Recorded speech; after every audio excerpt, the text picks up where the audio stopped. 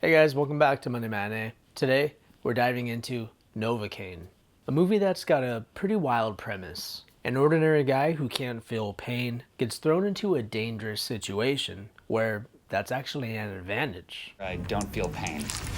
Hey, there we go.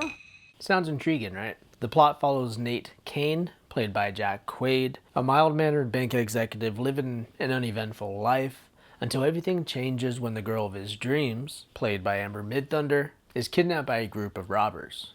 With no ability to feel pain caused by a rare condition called congenital insensitivity to pain, or CIP, Nate's got a unique edge when it comes to saving her. The movie unfolds as he tries to rescue her and survive this bizarre and brutal situation that he's thrown into. Alongside Quaid, we got a solid supporting cast, including Ray Nicholson, son of Jack Nicholson, and Jacob Batalon, Spider-Man's buddy from the MCU. Together, they add some interesting chemistry to the mix. Directed by Dan Burke and Robert Olson, whose most recent movie, Significant Other, I was familiar with and enjoyed, NOVOCAINE blends action with comedy in a fun way. Now, congenital insensitivity to pain may sound like a superpower, but in reality, it's a dangerous condition. It may seem like a gift until you realize that pain is vital for survival. It lets you know when something is wrong with your body. And the movie also touches on this and uses it to its advantage, showing how Nate has to take these extra precautions, like drinking smoothies to avoid accidentally biting his tongue,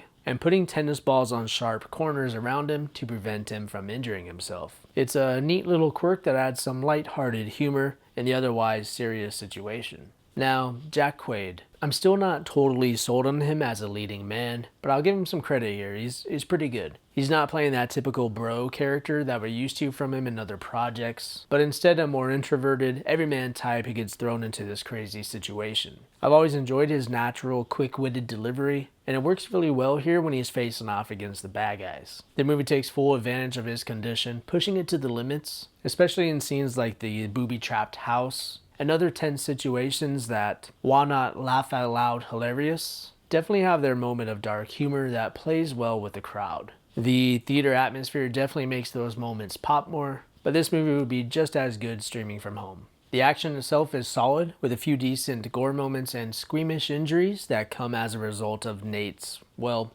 pain-free situation. His hand, for example, just keeps getting worse and worse in a slow, cringe-worthy fashion. The practical effects in these scenes really stand out and definitely adds to the grim fun. Amber Midthunder is also great as the woman in distress, though I have to admit, it's hard to believe that Nate would go to such extreme lengths to save her after just, one date. That part of the movie feels a little bit rushed, but hey, it's an action movie and sometimes you just gotta go with the flow. Ray Nicholson also does a good job as the main villain, though at times I wondered if he also has some form of CIP, because nothing seemed to faze him. I mean, he took everything that was thrown at him. But that adds to the fun. It's a quirky, over-the-top action comedy with more than a few moments of absurdity. And okay, one last thing. As a Padres fan, I have to mention, I loved seeing San Diego in the background of this movie. You don't see too many movies set in San Diego. Sure, it's not exactly a love letter to the city, and besides a few aerial shots, there's nothing that screams San Diego.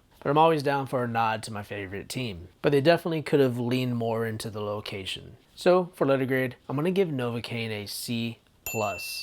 It's an enjoyable action comedy that brings a fresh twist to familiar tropes. It's fun, it's quirky, and the concept of a pain-free protagonist is definitely one of a kind. But yet, it still doesn't break any new ground. Still, if you're looking for something light and entertaining to watch, NOVOCAINE is a solid pick for at least a one-time viewing. Okay, for further viewing, if you like the absurd action comedy vibe, you might enjoy Crank. It's got a similar energy, non-stop action, a bizarre lead, and plenty of over-top moments that will keep you hooked. And for something a bit lighter and more fun, The Nice Guys is a great pick. It's an action comedy with tons of charm, hilarious moments, and a killer cast. And the balance between the humor and the action feels effortless. Alright guys, as always, just a quick review. Thanks for watching and see you in the next one.